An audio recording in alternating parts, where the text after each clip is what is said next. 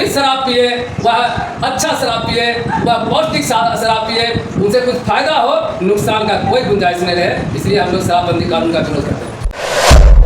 सरकार की कोई कमान इस पर नहीं है। धड़ल्ले से जहरीली और नकली शराब, अवैध शराब इतने धड़ल्ले से बिक रहा है कि पहले तो शराब पीने वाले को काउंटर पर जाकर के शराब खरीदना पड़ता था, अब तो होम डिलीवरी हो गया है। हमारी पार्टी की सरकार बनेगी, जब स्वराज पार्टी की सरकार बनेगी तो शराबबंदी कानून को पूर्णतः समाप्त कर दिया जाएगा। बिहार में तीसरी विकल्प नहीं, अब बिहार में जन स्वराज पार्टी पहली विकल्प होगी। जन स्वराज के सूत्रधार माननीय प्रशांत किशोर जी व्यक्ति नहीं, विचारधारा है। जमालपुर के विधायक आज़ादी के बाद से अभी तक जितने मिले सारे के सारे सिर्फ खाना पूर्ति करने का काम किया, कोई काम नहीं किया। सिर्फ जातिवाद के नाम पर वोट लिया, अपना राजपाट चलाया, अपना एसी में मौज किया। जन स्वराज पार्टी के माध्यम से हम उम्मीदवार हो या ना हो, लेकिन जन स्वराज पार्टी इस बार निश्चित रूप से जमालपुर विधानसभा क्षेत्र में परचम लहराएगी। 2 बड़ी बार 25 साल माननीय उपेंद्र वर्मा ने, 10 साल आदरणीय सुरेश बाबू जो आदरणीय मंत्री शैलेश बाबू के पिताजी थे, लगभग 16-17 वर्ष आदरणीय शैलेश कुमार जी ने, 2 परिवार के लोगों ने लगभग 52 वर्ष तक यहाँ शासन सत्ता में रहा और विकास 2 कदम भी नहीं।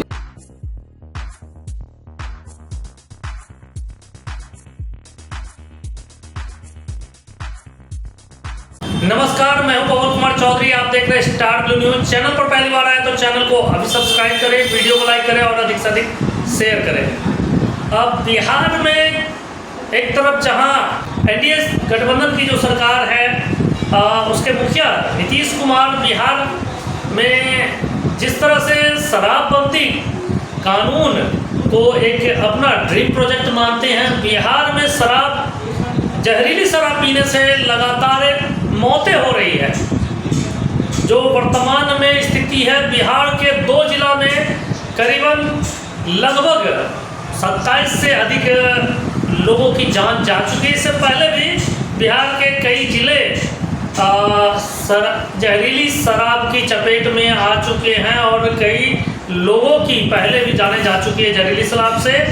एक तरफ जहां नीतीश कुमार बिहार में शराबबंदी कानून लाने के बाद अपनी पीठ थपथपाते नजर आ रहे हैं, तो दूसरी तरफ बिहार की एक जानी मानी पार्टी जो कि पिछले ही दिनों एक पॉलिटिकल पार्टी के रूप में बिहार में अपनी कार्यप्रणाली को शुरू करते नजर आए हैं, उसके सूत्रधार प्रशांत किशोर अपनी नई पार्टी जन स्वराज के माध्यम से जो दावा कर रहे हैं बिहार में शराबबंदी कानून को समाप्त करने की। क्या बिहार में शराबबंदी कानून आने वाले 2025 विधानसभा चुनाव के बाद समाप्त हो जाएगा? बिहार में फिर से खुले आम शराब की बिक्री धड़ल्ले से होगी? क्या कुछ प्रशांत किशोर बिहार के बदलाव को लेकर कदम उठाते हैं, ये भविष्य तय करेगा। लेकिन बिहार में शराब को लेकर जिस तरह से अलग अलग पार्टियों के अलग अलग सुर हैं, तो ऐसे में हमारे साथ बातचीत करने के लिए मौजूद है जन स्वराज के प्रदेश कार्य समिति सदस्य सुबोध खंगती जी, जो कि 2020 विधानसभा चुनाव में जमालपुर विधानसभा सीट से उम्मीदवारी भी अपना साबित कर चुके हैं। उम्मीदवार बसपा से उम्मीदवार रहे थे और इस बार जिस तरह से जमालपुर विधानसभा से जन स्वराज पार्टी के उम्मीदवार के रूप में संभावित है कि जमालपुर विधानसभा से फिर से ताल ठोकेंगे जन स्वराज पार्टी से। हम जानना चाहेंगे सुबोध जी से। सुबोध जी, प्रशांत किशोर एक तरफ दावा कर रहे हैं बिहार में शराबबंदी कानून को पूरी तरह से समाप्त होना चाहिए, लेकिन यहाँ शराब से लगातार मौतें बिहार में हो रही है, तो क्या माना जाए प्रशांत किशोर अगर शराबबंदी कानून समाप्त, अगर उनकी सरकार आती है और बिहार में शराबबंदी कानून को समाप्त करते हैं, तो क्या माना जाए कि आने वाले दिनों में ये जो आंकड़ा 25 से 30 लोगों के मौत का जो आंकड़ा सामने आ रहा है, तो क्या आने वाले दिनों में जब शराबबंदी कानून समाप्त होगा तो क्या बिहार में ये मौतों की संख्या शराब से बढ़ेगी? क्या लगता है कि जी नहीं, मौतें सिर्फ इसलिए हो रही है कि जहाँ जहरीली और नकली शराब का धड़ल्ले से बिक्री हो रहा है। बिहार में कहने के लिए है शराबबंदी कानून, शराबबंदी कानून अक्षर से पालन नहीं किया गया है। सरकार की कोई कमान इस पर नहीं है। धड़ल्ले से जहरीली और नकली शराब, अवैध शराब इतने धड़ल्ले से बिक रहा है कि पहले तो शराब पीने वाले को काउंटर पर जाकर के शराब खरीदना पड़ता था, अब तो होम डिलीवरी हो गया है। और उसी के कारण जो यह कानून लागू किया गया है सरकार के द्वारा और उसको अक्षर से पालन नहीं किया गया, सरकार और प्रशासन का शराबबंदी कानून पर कोई लगाव नहीं है। इसलिए जहरीली शराब से आए दिन मौतें होते रहती है। और आप पिछले 1-2 दिनों में देखे हैं कि अभी सिवान और सारण में 2 जिला में 27 मौतें हो चुकी है और 49 लोग गंभीर रूप से घायल है। यह सरकार की विफलता का इससे बड़ा प्रमाण पत्र कुछ नहीं हो सकता है। इसलिए मेरा मानना है कि जब शराबबंदी कानून हमारी पार्टी की सरकार बनेगी, जब स्वराज पार्टी की सरकार बनेगी, तो शराबबंदी कानून को पूर्णतः समाप्त कर दिया जाएगा। लेकिन आपने कहा कि धड़ल्ले से चालू होगा, ऐसा कोई बात नहीं है कि धड़ल्ले से चालू होगा। शराब चालू होगा, नियमतः चालू होगा और सीमित तरह से इसको बेचा जाएगा।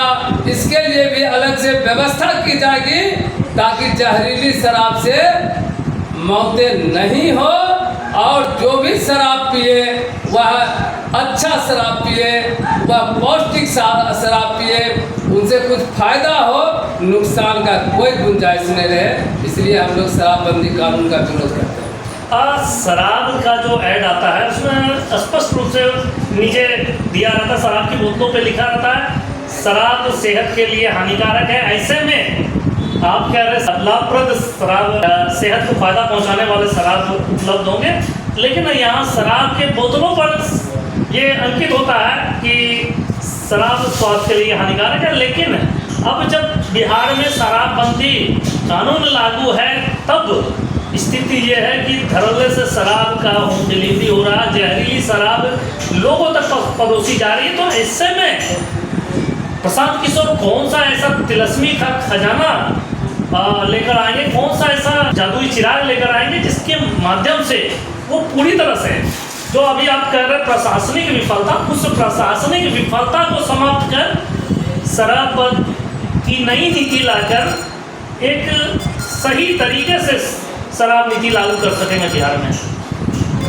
देखिए पवन जी, ऐसा है, शराब नीति जब हमारी पार्टी लाएगी आपको दिखेगा, उसमें पारदर्शिता दिखेगा और जिस तरह से शराब चालू किया जाएगा उसमें आपको, हाँ यह सत्य है कि शराब के बोतलों पर लिखा रहता है और वास्तविकता यह है कि शराब सेहत के लिए हानिकारक है। बावजूद मैं आपको बता देता हूँ, गांव देहात और अभी भी प्रचलन में है कि दारू और दवा दोनों कभी कभी काम करते हैं। इसलिए उसको सीमित मात्रा में लेने पर बहुत ज़्यादा नुकसान नहीं होता है। अच्छी जो कि शराब जो बनती है फैक्ट्रियाँ में, जिसके ऊपर कानून लागू रहता है कि आप इस तरह का शराब बना सकते हैं, उसमें इतनी नुकसान नहीं होती है जिसमें लोगों की जान चली जाए। क्या लगता है कि जब शराबबंदी कानून हटेगा तो जहरीली शराब जो चोरी छुपे बिहार के कई कोनों में बनाई जाती है, प्रशासन को सारी चीज़ों के बारे में पहले से पता है, प्रशासन एक तो वैसे लोगों पे कार्रवाई भी नहीं करती है, और अगर आपकी सरकार आती तो क्या जो चोरी छुपे अभी शराब, जहरीली शराब बनाई जा रही है, तो आने वाले दिनों में क्या जब शराबबंदी कानून ही हट जाएगा तो जहरीली शराब बनना क्या बंद हो जाएगा बिहार में? 100% बंद हो जाएगा। और जब हमारी पार्टी बनेगी और उसमें जो कानून लाया जाएगा, उसमें जो नियम बनाया जाएगा, मैं आपको विश्वास दिलाता हूँ जन स्वराज पार्टी में जो भी कानून बनेगा उससे एक भी इंच इधर उधर नहीं होगा, अक्षर से पालन होगा। कहीं से कोई जहरीली शराब और अवैध शराब की बिक्री नहीं होने दी जाएगी, यह मैं आपको भरोसा दिलाता हूँ। कानून तो नीतीश कुमार भी बना चुके हैं और कई जगहों पे तो मुख्यमंत्री नीतीश कुमार की पार्टी जनता दल यूनाइटेड के कार्यकर्ताओं को शराब बेचते हुए, शराब की बिक्री करते हुए पकड़ा गया। बगल के पड़ोसी जिला खगड़िया में गोगरी के जो प्रखंड अध्यक्ष हैं जदयू के, उन्हें शराब बिक्री के मामले में पकड़ा गया, उनके ऊपर मुकदमा चल रहा है, फिर भी पार्टी में वो अपने पद पे बने हुए। तो क्या लगता है कि जनसुराज क्या अन्य पार्टियों से शराब नीति में अलग हटकर काम करेगी? आप शराब नीति की बात छोड़ दीजिए। जनसुराज में अच्छे और सच्चे इंसान को ही लिया जाता है और हम लोगों की पार्टी वर्तमान सरकार की तरफ से कानून बनाएगी नहीं। कानून को लागू कैसे किया जाएगा इस पर ज़्यादा हम लोगों का ध्यान रहेगा, इसलिए मैं आपको भरोसा दिलाता हूँ। शराब कानून छोड़ दीजिए, जितने भी कानून और नियम बिहार में लागू की जाएगी उसमें थोड़ा सा भी इधर उधर नहीं होगा, अक्षर से पालन होगा और कहीं से कोई गड़बड़ियाँ नहीं होगी, यह मैं आपको विश्वास दिलाता हूँ। आज जिस तरह से पिछले कुछ विधानसभा चुनाव को देखा जाए, हरियाणा और जम्मू कश्मीर दोनों ही राज्यों में जो विधानसभा चुनाव हुए, खास करके हरियाणा में जिस तरह से जातीय समीकरण पूरी तरह से प्रभावी तौर पर देखा गया, कहीं न कहीं मतलब जो तीसरे विकल्प के रूप में आम आदमी पार्टी खुद को वहाँ जगह बनाने के लिए सोच रही थी, वो भी विफल हो गई। हरियाणा की जनता पूरी तरह से दो ही खेमे में बट कर रह गई। और अब जिस तरह से झारखंड और महाराष्ट्र में चुनाव है, उसी के साथ साथ बिहार में 4 सीटों पे उपचुनाव है।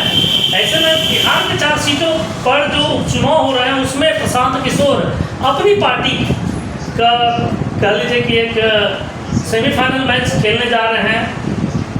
क्या लगता है प्रशांत किशोर बिहार में तीसरा विकल्प खुद को साबित कर सकेंगे, या कि बिहार में भी जो जातीय समीकरण है वो कहीं ना कहीं प्रशांत किशोर के सपने को चकनाचूर कर? क्या लगता है? बिहार में सबसे पहले हम पार्टी के प्रदेश अध्यक्ष श्री मनोज भारती, पार्टी के सूत्रधार आदरणीय प्रशांत किशोर और तमाम पार्टी के प्रदेश पदाधिकारियों को मैं धन्यवाद देना चाहता हूं कि हमारी पार्टी भी बिहार में चुनाव लड़ रही है, उपचुनाव लड़ रही है और हमें भी इमामगंज चुनाव में लगाया गया है। मैं भी 25 अक्टूबर से इमामगंज विधानसभा क्षेत्र में अपने पार्टी और वर्तमान सरकार की विफलता और अपने पार्टी के आइडियोलॉजी के साथ चुनाव प्रचार में रहूँगा। मैं बता देना चाहता हूँ कहाँ कौन फैल हुआ या छोड़ दीजिए, बिहार में तीसरी विकल्प नहीं, अब बिहार में जनसुराज पार्टी पहली विकल्प होगी और यह उपचुनाव में आपको देखने का और पूरे बिहार के लोगों को देखने के लिए मिलेगा, या ऐसा हम आपको विश्वास दिलाते हैं। प्रशांत किशोर जिस तरह से दावे कर रहे हैं जातीय समीकरण को साधने का जो उनका प्रयास किया जा रहा है, तो अब जिस तरह से चुनाव नज़दीक आ गए हैं, जनसुराज में भी जिस तरह से देखा जा रहा है व्यक्ति विशेष यानी कि प्रशांत किशोर ही पूरी तरह से पार्टी पर हावी है। कार्यकर्ताओं को अपनी जमीनी स्तर पर राजनीति करने से कहीं ना कहीं वो मौका नहीं दिया जा रहा है। जो भी चुनाव की तैयारी प्रशांत किशोर के नाम से की जा रही है, जितने भी पोस्टर या प्रचार तंत्र के जो भी साधन हैं उसमें सिर्फ प्रशांत किशोर की तस्वीरें होती हैं। इसको लेकर पार्टी के कई बड़े नेताओं के द्वारा इसको लेकर बगावत के सुर उठने लगे हैं। तो ऐसे में क्या लगता है जनसुराज में अभी से बागी तैयार हो रहा है और क्या आने वाले तो विधानसभा उपचुनाव में ये बागी जनसुराज के अभियान में कहीं ना कहीं बाधा उत्पन्न कर सकते क्या? सबसे पहले मैं आपको बता देना चाहता हूँ पवन जी कि जनसुराज के सूत्रधार माननीय प्रशांत किशोर जी व्यक्ति नहीं विचारधारा है, और विचारधारा के नाम पर ही चुनाव लड़ी जाती है। कहीं से जातिवाद हमारी पार्टी में नहीं है। प्रशांत किशोर जी वो तमाम बिहार के उन जातियों में जो जिनको उपेक्षित रखा गया है, मजदूर, छात्र, किसान, इनकी बात करते हैं। तमाम जातियों के लोग जिनको वर्तमान सरकार और पूर्व की सरकार ने उपेक्षित रखा है, उसकी लड़ाई हम जनसुराज पार्टी के माध्यम से, प्रशांत किशोर जी के विचारधारा के माध्यम से हम बिहार में लड़ने जा रहे हैं। और हमें संपूर्ण समाज के लोगों का समर्थन, मजदूरों का, छात्रों का, नौजवानों का, बेरोजगारों का, गरीबों का, दलितों का, पिछड़ों का, अति पिछड़ों का, माइनॉरिटी का, तमाम लोगों का समर्थन जनसुराज पार्टी के साथ है। इसलिए यह 4 विधानसभा क्षेत्र जो उपचुनाव हो रहा है बिहार में, चारों विधानसभा सीट पर हमारी विजय होगी, हमारी पार्टी की जीत होगी और हमारा और आदरणीय प्रशांत किशोर जी का विचारधारा बिहार में चलेगा, यह मैं आपको विश्वास है। जमालपुर विधानसभा चुनाव से आप पहले भी अपना ताल ठोक चुके हैं।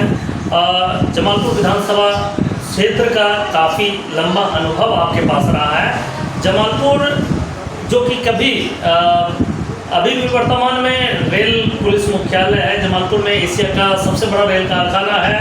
जमालपुर एक समय पुलिस अनुमंडल मुख्यालय भी रह चुका है।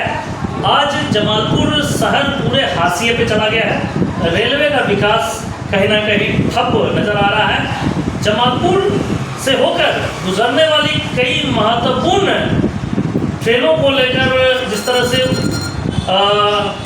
ठहराव, कई महत्वपूर्ण ट्रेनों का जमालपुर से होते हुए खास करके जो भागलपुर से जो सीधे मुंगेर की ओर चली जाती है, वैसे ट्रेनों का जमालपुर में ठहराव की जिस तरह से लोगों की डिमांड थी, वाई लेक पे एक न्यू जमालपुर रेलवे स्टेशन का मान्यता दिया जाना चाहिए। और जिस तरह से जमालपुर से होकर कुछ ट्रेनों की परिचालन की मांग की जा रही थी, जैसे वंदे भारत एक्सप्रेस जैसी ट्रेनों के परिचालन की बात की जा रही थी, लेकिन रेलवे द्वारा भी जमालपुर की बार बार उपेक्षा की जा रही है। इसको किस तरह से आप देखते हैं? देखिए, प्रशांत किशोर जी का जो पार्टी है वह सबों क्षेत्र का और सब लोगों का विकास की बात करती है। जहाँ तक जमालपुर विधानसभा क्षेत्र की बात है, जमालपुर विधानसभा क्षेत्र में या ऐसा कहिए कि मुंगेर और जमालपुर में लगता ही नहीं है कि कोई जनप्रतिनिधि है। अब देखिए, पहले वंदे भारत ट्रेन चलाई गई भागलपुर से हावड़ा, दूसरा घोषणा हुआ है खगड़िया से बेगूसराय क्यूल होते हुए सियालदह तक। क्या जमालपुर मुंगेर के लोगों ने जनप्रतिनिधियों को नहीं चुना? क्या जमालपुर मुंगेर के लोगों ने MP MLA को वोट नहीं दिया? ये खाना पूर्ति भी नहीं करना चाहते हैं जमालपुर मुंगेर के लोगों के साथ। विकास कार्य छोड़ दीजिए, आपको लगता है जमालपुर शहर का सड़कें देख लीजिए, पूरे अगले साल की, पिछले साल की भांति इस वर्ष भी एकदम धूल मिट्टी में हमारी माता दुर्गा माता को विसर्जित किया गया। लोग धूल फांकने के लिए मजबूर थे इस बड़ी मेला में, जबकि ऐतिहासिक मेला जमालपुर और मुंगेर का होता है दुर्गा पूजा का। उतना छोड़ दीजिए, ऐसा कौन सा चाह रहे? छोटा सा बरौनी देख लीजिए, वहाँ वाई लेक के माध्यम से वहाँ स्टेशन बनाया गया और बरौनी के लोगों को सुविधा देगी। जमालपुर के लोगों ने क्या गुनाह किया जो जमालपुर में रेलवे ने वाई लेक नहीं बनाया? किसी जनप्रतिनिधि ने जमालपुर पर ध्यान नहीं दिया। सिंचाई का कोई सुविधा नहीं। जमालपुर विधानसभा क्षेत्र में एक भी डिग्री साइंस कॉलेज नहीं आज तक। जमालपुर में मंत्री के समय सरकार के कद्दावर मंत्री के समय अनुमंडल पुलिस मुख्यालय को हटा दिया गया, लेकिन किसी ने कुछ नहीं बोला। सरकार की बात छोड़ दीजिए, जमालपुर के जनप्रतिनिधि, जमालपुर के विधायक आज़ादी के बाद से अभी तक जितने मिले सारे के सारे सिर्फ खाना पूर्ति करने का काम किया, कोई काम नहीं किया। सिर्फ जातिवाद के नाम पर वोट लिया, अपना राजपाट चलाया, अपना एसी में मौज किया। जनता, गरीब, पिछड़ा, दलित और रेलवे का कोई विकास पर उसका कोई बात ही नहीं किया, न कोई उसके लिए काम किया। आप अभी बताएं कि जमालपुर का रेलवे कारखाना एशिया का सबसे बड़ा कारखाना है, नहीं था। अरे जमालपुर के जनप्रतिनिधियों ने आज़ादी के बाद से अभी तक जमालपुर का विकास छोड़ दीजिए, जमालपुर में जितने बड़े बड़े उद्योग लगा के गए थे अंग्रेजों ने, जमालपुर का एशिया का सबसे बड़ा कारखाना, उसको भी यह कायम नहीं रख सके। आज एशिया का सबसे छोटा कारखाना बनकर के जमालपुर रह गया। इसलिए मैं आपको बताना चाहता हूँ कि जमालपुर में कोई विकास नहीं है, कहीं कोई विकास नहीं है। जातिवाद पर लोगों ने वोट लिया, लेकिन जिस जाति का वोट लिया उसका भी विकास करने का काम इन्होंने नहीं किया। मैंने सोशल मीडिया में लिखा कि वंदे भारत ट्रेन को भागलपुर से हावड़ा चलाया गया, लखीसराय क्यूल होते हुए सियालदह चला गया। लोगों ने कहा कि आपने बीजेपी को वोट नहीं दिया। मैंने लिखा कि जो वोट दिया उसके लिए ही चला दो, हमारे लिए नहीं चला दो। मेरा कहने का मतलब साफ साफ है कि जमालपुर का MP MLA जो भी जमालपुर क्षेत्र से प्रतिनिधि हैं पूरी तरह से विफल है। आज नहीं, आज़ादी के बाद से अभी तक विफल है। कोई विकास का काम नहीं हुआ, चाहे सड़कें हो, चाहे आपका जो है पेयजल जलापूर्ति का हो, चाहे कोई विकास हो, चाहे आप समझिए कि किसी तरह का बड़ा इंफ्रास्ट्रक्चर नहीं लगाया गया, कारखाने का विकास का बात हो, चाहे लोगों के मानसिक विकास की बात हो, कोई काम जनप्रतिनिधियों के द्वारा नहीं किया गया। इसलिए मैं आपको विश्वास दिलाना चाहता हूँ। आपने कहा कि हम उम्मीदवारी दिए थे, हमने उम्मीदवारी दिया था 2020 में। हम तीसरा मोर्चा का उम्मीदवार इसलिए बने थे कि इन्हीं सब बातों को जनता तक पहुंचाना है, और जनता ने अक्षरशः हमारी बात को समझा, सुना। इसलिए बिना पोलिंग एजेंट बनाए, बिना 1 रुपया खर्च किए जनता ने चंदा दे करके हमको चुनाव लड़ाया था, और जनता ने ही हमें 5000 के लगभग वोट देने का काम किया। हमने जनसुराज पार्टी के माध्यम से, हम उम्मीदवार हों या ना हो, लेकिन जनसुराज पार्टी इस बार निश्चित रूप से जमालपुर विधानसभा क्षेत्र में परचम लहराएगी। इसलिए कि अभी तक के जितने वर्तमान विधायकों ने कोई काम नहीं किया है जनता का। इसलिए मैं आपको भरोसा दिलाना चाहता हूँ, हमारी पार्टी जब आएगी जमालपुर और बिहार में, हम निश्चित रूप से जमालपुर में वैसा विकास करेंगे जो कि बिहार में उदाहरण स्वरूप होगा कि जमालपुर का इतना विकास कभी सोचा नहीं होगा, उतना विकास। जातिगत समीकरण की बात करते हैं, जातिवाद की बात करते हैं। जमालपुर विधानसभा क्षेत्र में लंबे अरसे तक एक खास जाति का वर्चस्व रहा है। चाहे पूर्व मंत्री उपेंद्र प्रसाद वर्मा की बात करें या पूर्व मंत्री शैलेश कुमार की बात करें, तो कहीं ना कहीं लंबे अरसे तक मंडल जाति यानी कि नीतीश कुमार की जो पार्टी जाति है, मंडल जाति का एक दबदबा रहा है जमालपुर विधानसभा क्षेत्र में। और अब वर्तमान के जो विधायक हैं वो कहीं ना कहीं एक अगरी जाति से है, भूमियार जाति के से बिलोंग करते हैं। डॉक्टर अजय कुमार सिंह कांग्रेस से हैं। तो कहीं ना कहीं जो जमालपुर विधानसभा क्षेत्र की जनता है वो जाति आधारित राजनीति पर निर्भर है, और ऐसे में आपकी जो जाति है, ताती समाज का जो वोट है वो एक सीमित वोट बैंक जमालपुर विधानसभा क्षेत्र में है। तो क्या लगता है कि इस बार क्या ऐसा कुछ आप जनता के समक्ष पेश करने जा रहे हैं जो अन्य जातियों का वोट भी आप हर जाति समीकरण को तोड़कर अपनी ओर खींच सकते हैं? आपको तो मैंने पहले ही बताया, जनसुराज पार्टी विचारधारा की पार्टी है। जनसुराज पार्टी उसी विचारधारा के साथ चुनाव में आ रही है जो अभी तक उपेक्षित रहे हैं।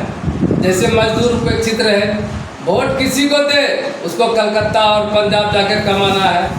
छात्र उपेक्षित रहे, यहाँ रहेंगे वोट किसी को देंगे लेकिन उसको पढ़ने के लिए कोटा और दिल्ली और पटना जाना पड़ता है।